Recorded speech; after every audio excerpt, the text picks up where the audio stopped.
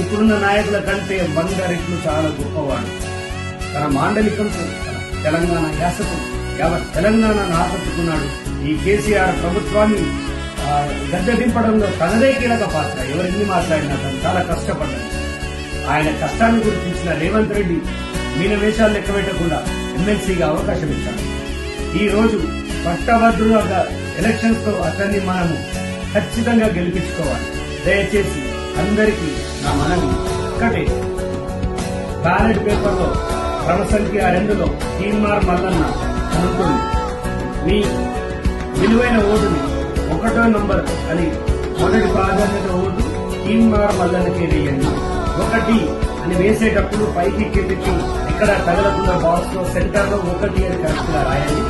2 number పైన 1 అని మీ మొదటి ప్రాధాన్యత ఓటు వేసి తీన్మార్ మల్లన్నకు అండగా నిలబడండి.